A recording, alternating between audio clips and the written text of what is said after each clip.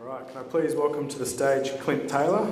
Clint is Vice President, Strategic Technologist for Sentient Decision Science, bringing nearly 20 years of experience and vision to the development of Sentient's signature software for studying the consumer subconscious. Clint has combined web, software and mobile development, marketing strategy, user experience, data mining and analysis, and creative direction to produce data-driven solutions for industries including telecommunications, travel and tourism, retail, finance, professional sports, entertainment and more. At Sentient, Clint leads the charge in creating a globally scalable, cutting-edge technology platform that executes implicit consumer behaviour research while remaining true to the underlying scientific methods. Thanks, Corey. Thank you. I'm thrilled to be here to talk to you all about the single direction technology is moving and why it's critical to the industry of consumer behavior research. So we're going to dive right in. Your history lesson. We go back about 200 years to a gentleman named Charles Babbage. Charles Babbage was an inventor, a philosopher, engineer, mathematician, pretty much a preeminent polymath for his day and age. And he was, among other things in his life, he created this invention called the difference engine. And this earned him the credit of being a father of the modern computer. This difference engine the purpose was to calculate the results of polynomial functions. So logarithmic, trigonometric functions, you actually had a hand crank and it would compute results for you. And this design was actually critical to computing and technology because it spurred much more complex designs as technology evolved. And specific to the difference engine that he invented, there came this exchange that happened more than once throughout his life. It would start, "Pray, Mr. Babbage, if you put in the machine the wrong figures, will the right answers come out?" To which he justifiably answered, "I am not able rightly to apprehend the kind of confusion of ideas that can provoke such a question." It seems absurd, right? But he's right. It's not magic, it's a machine. It's a computing machine. And so to put in the wrong figures and expect the right answers is absolutely absurd. And interestingly enough, this exchange is the genesis of a common phrase that we throw around today, garbage in, garbage out. So when you think garbage in, garbage out, it is about 200 years old, and it came from this exchange. All of this has significant meaning to our discussion today, and we're going to come back to that. But for now, we're going to zip forward to talk about some fairly modern computing. 1975. In 1975, if you want to engage with a computer technology, this is your computer. It is absolutely huge. It's in its own separate room.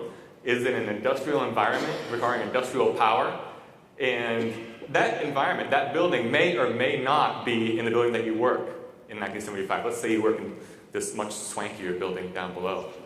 And so, in that day and age, when you consider your daily routine, you're at home, you drive to work, you drive back home, the place where you spend most of your time, arguably as a professional, to engage with technology, with the computer at that point, you had to deliberately go outside of your routine to do it. You did it, but it was not convenient at all. It wasn't a part of your daily routine.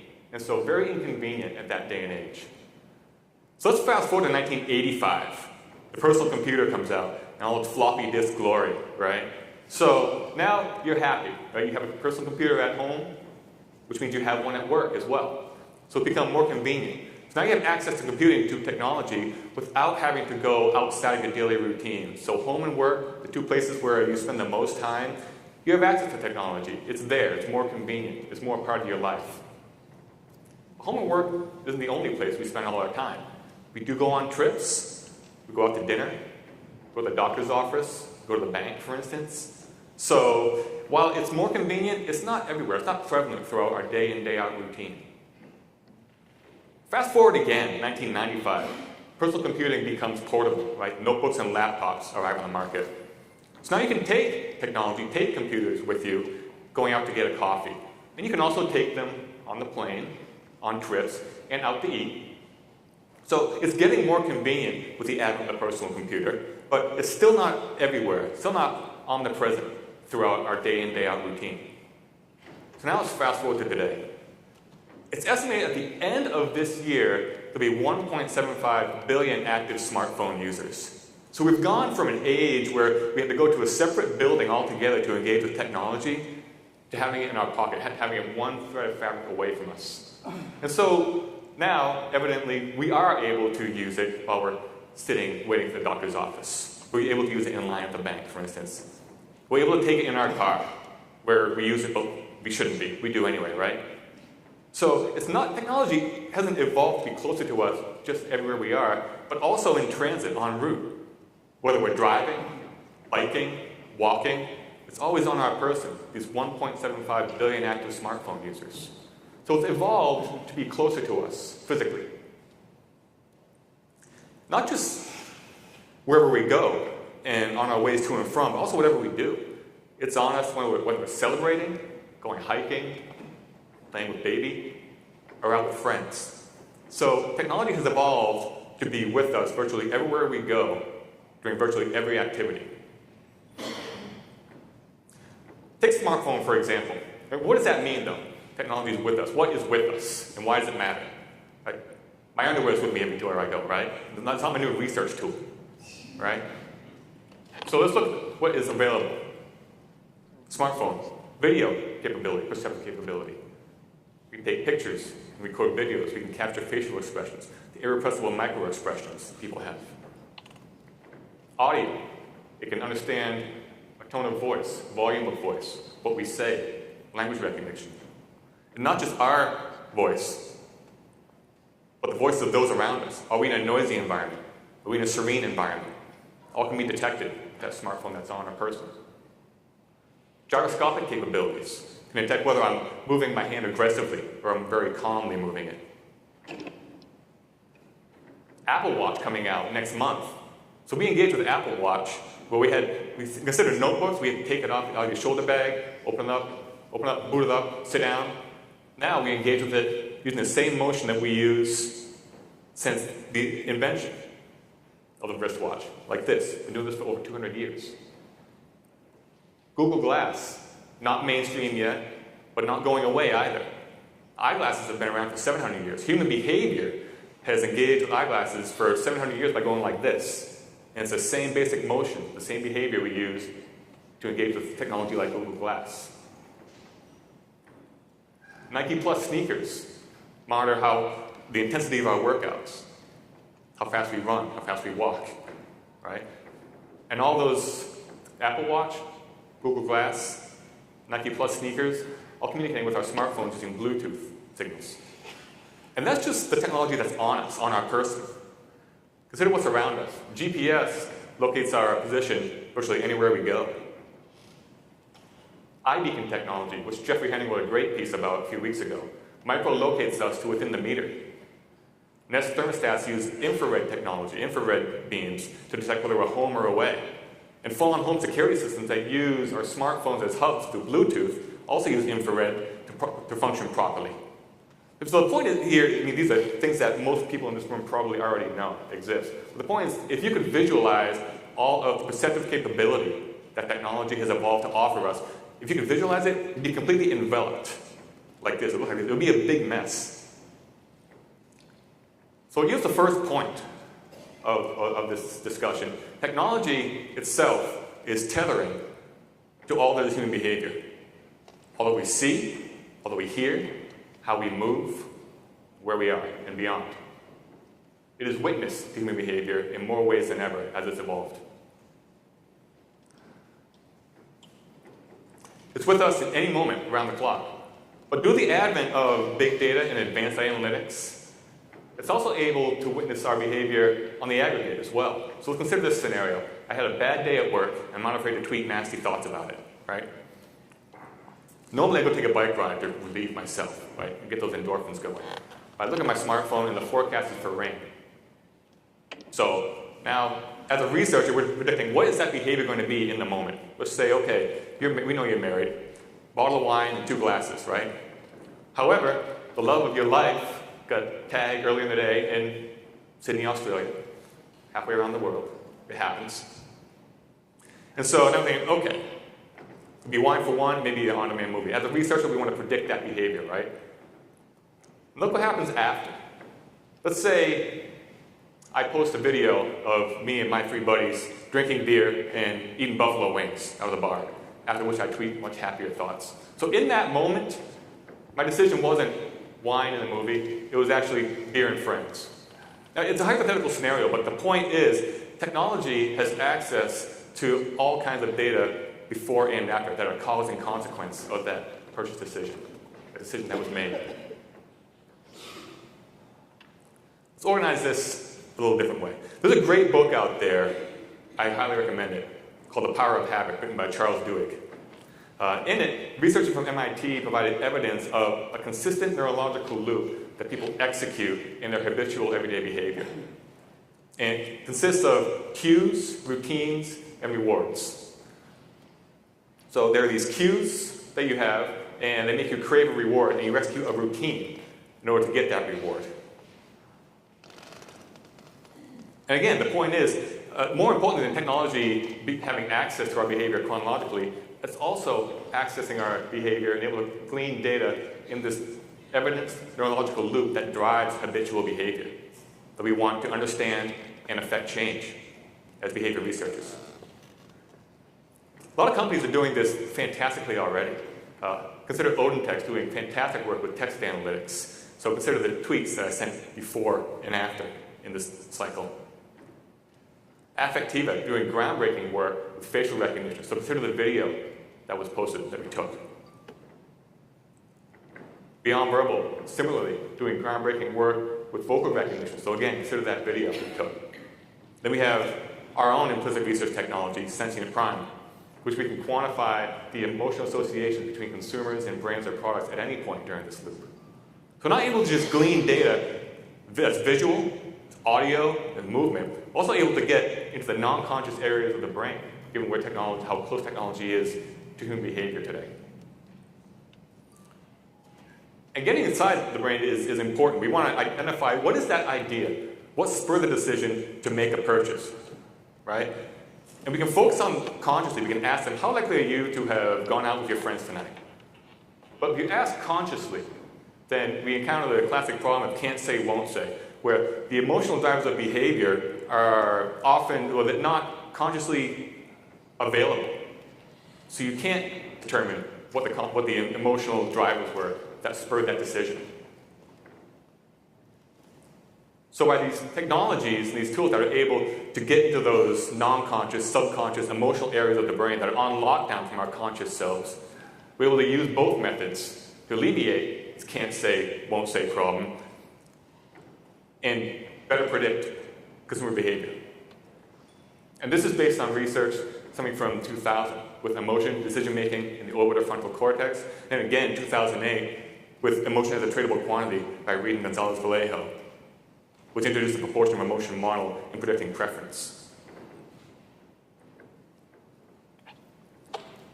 So let's go back to Mr. Babbage and the difference engine and come full circle with this.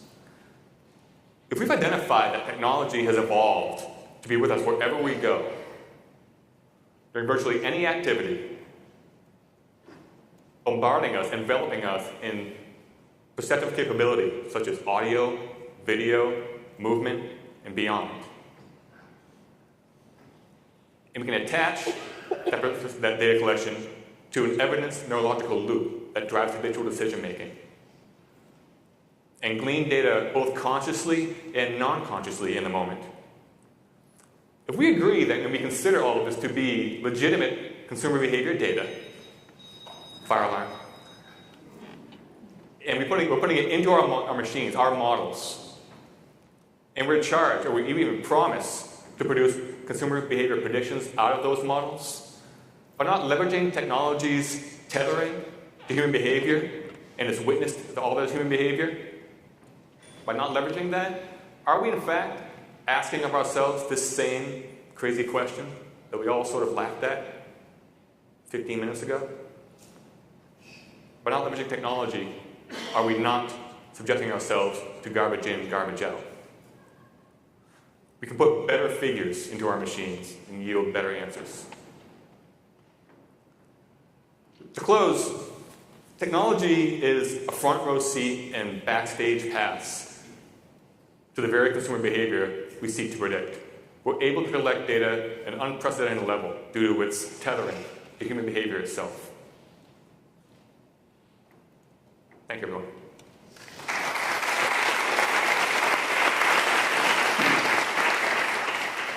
All right, thank you, Clint.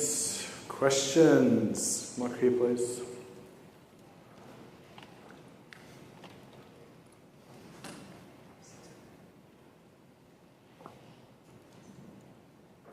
Hi, Christine Walker from Alliance Research.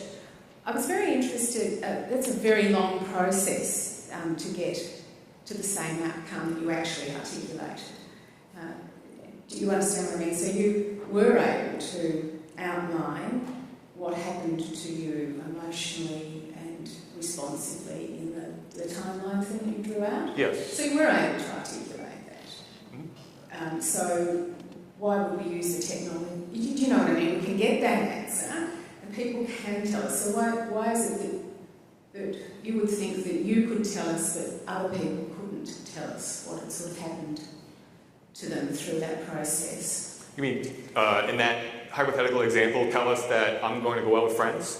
Yeah, and so Okay. all the little things that kind of happened that changed what you thought you would do and all the rest of it. So what is it that has, I'm just sort of from a qualitative viewpoint, we Sure. can get into that kind of information and you were able to articulate it. So why would we not think other people could articulate it also? It really is, they could articulate it, and they may be right, but there are other drivers of consumer choice besides what you can articulate, and we have increasing access to them, both on a non-conscious level, as well as passively. Facial expressions that you cannot repress, perhaps tone of voice that you don't know you're perhaps displaying a certain mood, but you are anyway. When you consider System 1 versus System 2 thinking, where System 2, very deliberate, you may be able to explain it, but you may not be able to explain those drivers why you made that decision, because you don't have conscious access to those emotions, those automatic processes that did in fact drive that decision. Does that make sense? And what I'm trying to accentuate is that technology, as it's evolved, closer to human behavior, is able to now glean data better than ever without having, even in addition to asking folks explicitly what their preference is.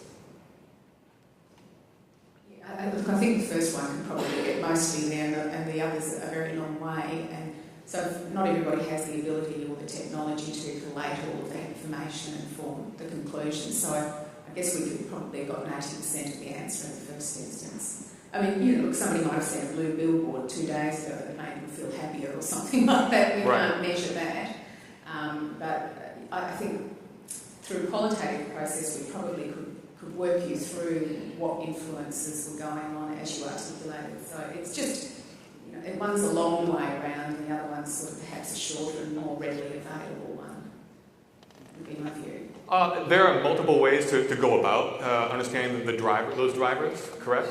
But it's not. You can't use, based on the work we've done.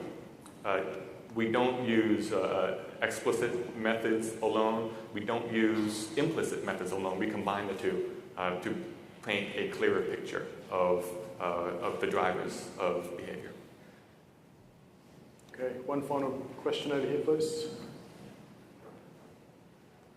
So it's actually a comment on the question, because I think... I'll go sit down. Yeah, no. I think qualitative research has done a great job for a long period of time, getting it 70% of the way there. Technology is moving so quickly. What we need to accept is that in 5 years' time, the technology will be able to get us there really quickly, really cheaply, really simply. And that means we have to redefine what qualitative research does, because it's not going to be qual plus technology, it's going to be technology plus qual. So then the question becomes, what does qual do? So I think we can't ignore it, we have to, it's just going to happen. All right, one final comment or question. Hi, James Ferguson from MDI. I was interested that you anchored a lot of what you were saying around technology and smartphones, and I'm a big believer in implicit and the power of it. Why not feature phones as well, when that's the majority of the world's population at the moment? It's a good question, because I have use cases with smartphones. Our technology that we use utilizes smartphones because it offers a user experience that allows us to better execute the science behind it. Feature phones, absolutely. We found that given the rise in the use of smartphone, like I said, 1.75 billion active users at the start of 2015, and rising to, I think, around 4 billion in the next 4 or 5 years. It was just a point that I used to benchmark. All right, we'll have to wrap that up there. Thank you very much. Thank you, everyone.